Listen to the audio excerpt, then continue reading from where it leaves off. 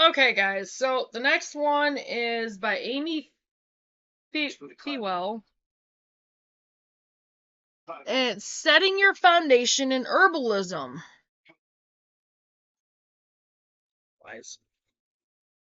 Alright. Let me see. This one's a little bit longer. Well, no, not really. I'm going to do a separate video with the how-tos from this one, though.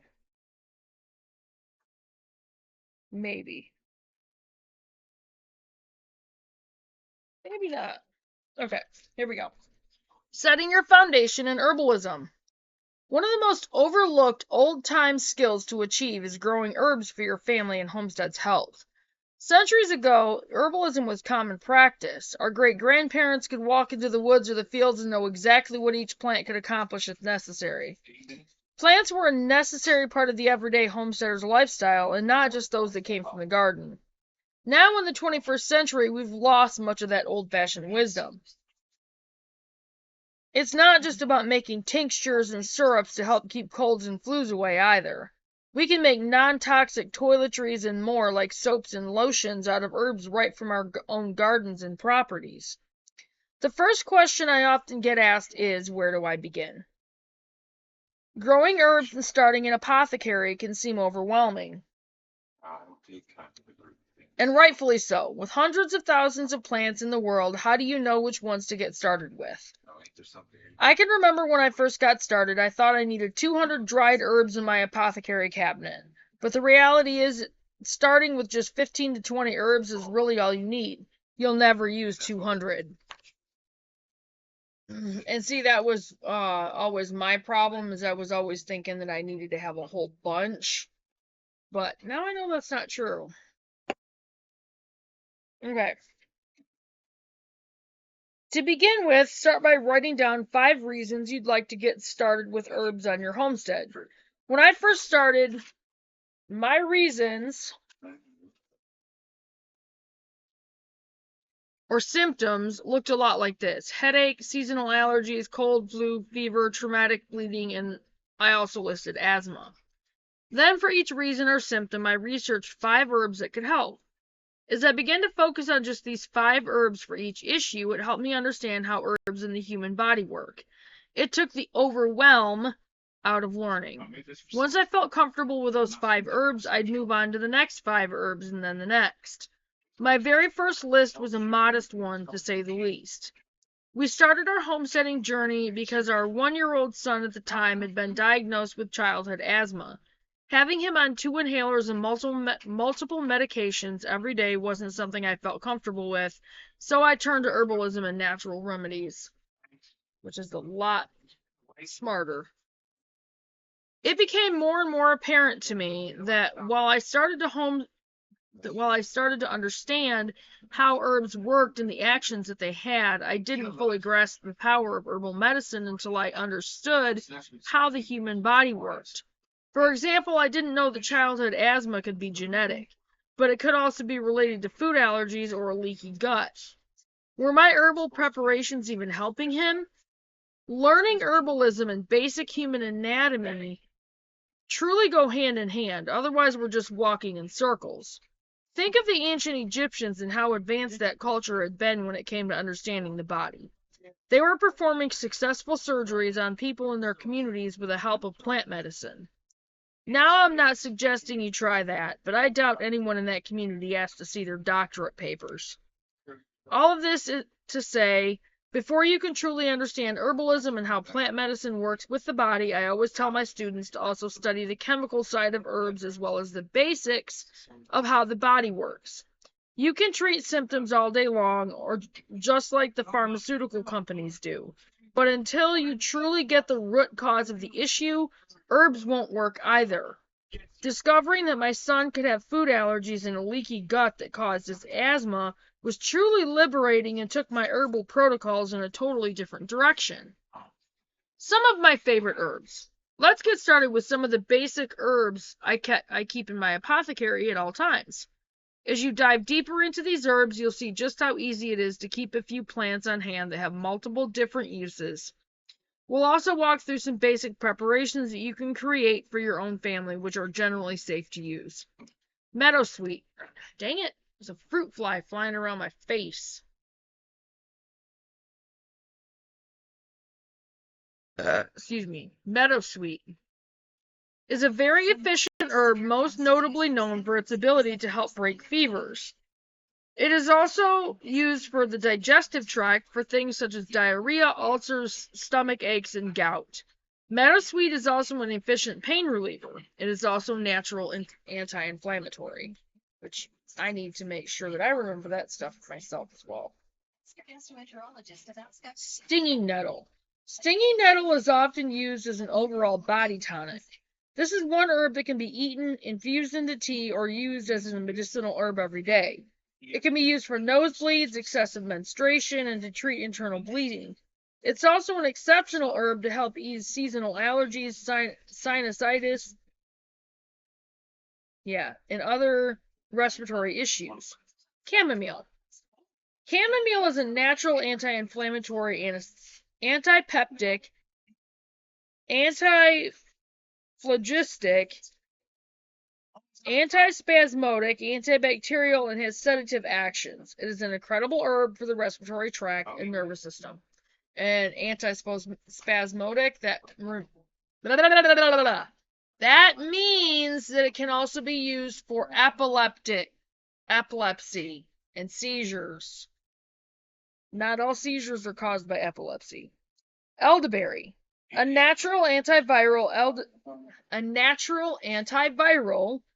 Elderberry became extremely popular after the H1N1 outbreak in the United States, when a study was released that said elderberry had the ability to inhibit viral replication and effectively inhibited the virus.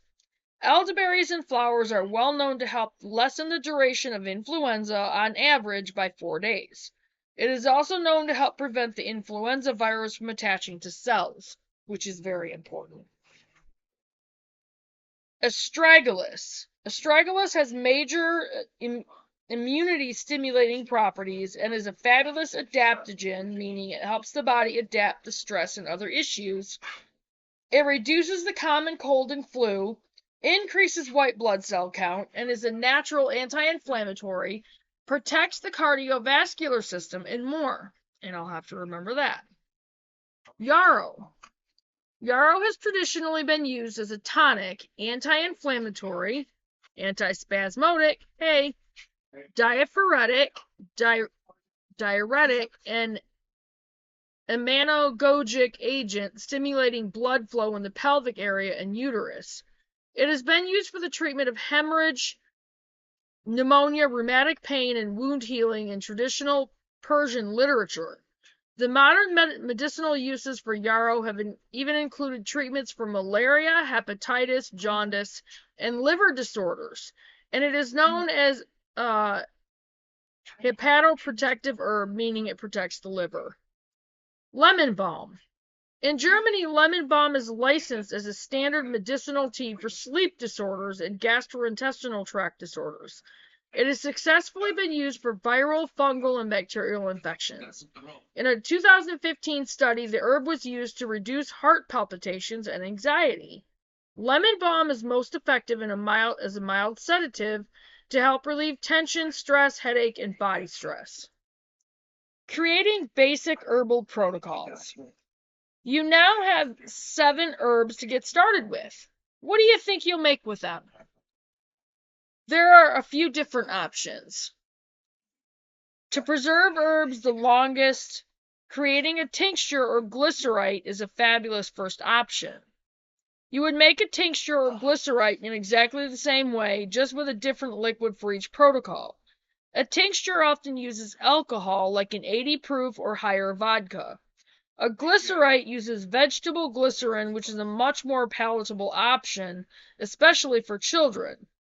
Either are a great option to use, but tinctures do tend to last much longer. Think 10 to 15 years, if not longer. Just remember, whenever you make an herbal protocol, you should always weigh your herbs and other ingredients. And I'll make sure I get myself a scale for that as well. And I'll probably even get some, herbal capsules, you know, like the empty capsules in a capsule maker.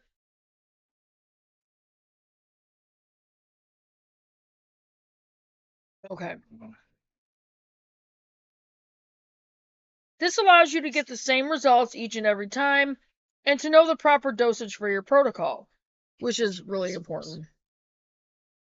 While the folk method of making these protocols can be efficient, it's much less efficient than weighing everything. Here's how to make a basic tincture. Use the same measurements for a glycerite, but instead of vodka, use glycerin. Tinctures and glycerites use a 1:5 ratio of herb to liquid. So 1 part herb to 5 parts liquid. Okay, here we go. How to make a tincture. And I'll include this in the title so you guys know. Alright, ingredients.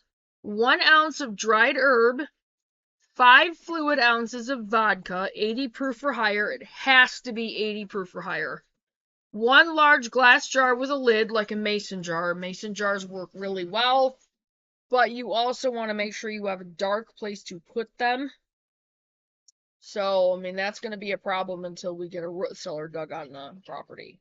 Actually, I will probably make sure I have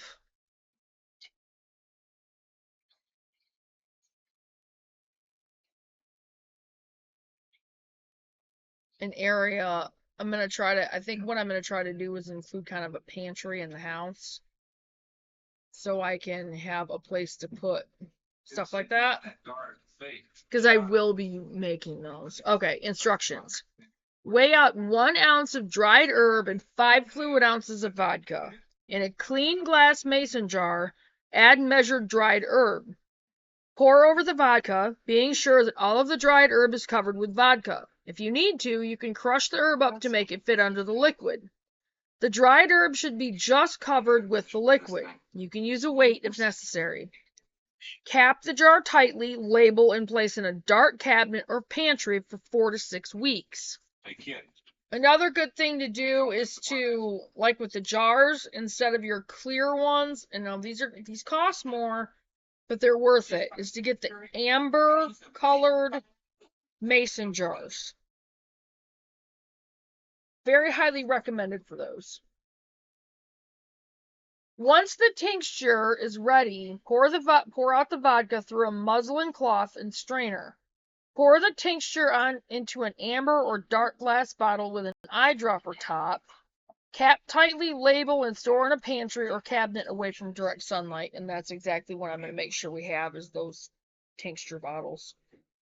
How to make a medicinal syrup. Okay, ingredients. 200 grams of dried herb, 1 quart of water, 1 cup of raw honey, and 1 cup of raw cane sugar. That's optional. Instructions. In a saucepan, add water and your choice of dried herbs. Make sure it's not tap water, chlorinated water, that kind of thing. Make sure it's good filtered water, that kind of thing. You do not want to use tap water. You can use just 1 herb or various herbs. You can make sure they come to a total altogether of 200 grams.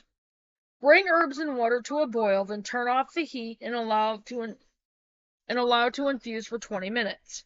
If using a woody, stemmy, or root herbs, you'll boil the decoction for 20 minutes at a high simmer, and then remove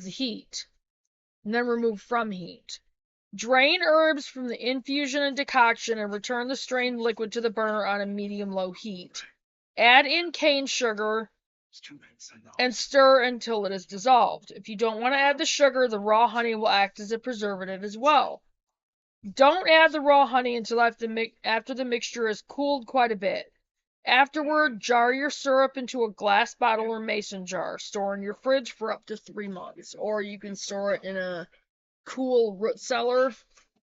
That'll work too. The next easy protocol for your apothecary is an herbal syrup. Most people don't know how to make a basic elderberry syrup, so most people know how to make a basic elderberry syrup, So you may already be ahead of the game on this one. If not, try the basic recipe that I just gave you for an herbal medicinal syrup. You'll notice that the syrup is also a 1-to-5 ratio when it comes to weighing out your herb to liquid. This is a general rule for creating herbal protocols. Herbalism doesn't have to be intimidating or overwhelming. With these basic instructions and learning about just a few herbs at a time, you truly can be confident in creating the foundations of your herbal apothecary. Remember, herbs are medicine and should be respected as such, but they are also incredible healers, given to us by the creator of the entire universe. As you grow in your herbal knowledge, you'll find that your confidence grows more and more, and you'll become excited to try new things and share what you're learning with your community. You can do this. This was by Amy K. Fewell, is a homesteader, herbalist, author, wife, mama, and the founder of the Homesteaders of America organization and events. You can learn more about herbalism and homesteading on her website at www.thefewellhomestead.com. That was THEFEWELLHOMESTEAD.com, where she also offers herbalism courses and an herbal membership. And I think I will go ahead and do that. I will definitely go ahead and look that up. Anyway, so that was it for setting up your foundation in herbalism. And I will go ahead and get off from here, and I'll get this up there, and I will see you guys in the next video. Remember, guys, it keeps reiterating, do your research. So do your research.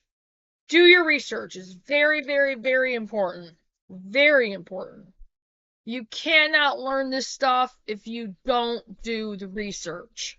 That is so important. Alright, I will see you guys in the next video, and you guys remember to do your research. Bye, guys.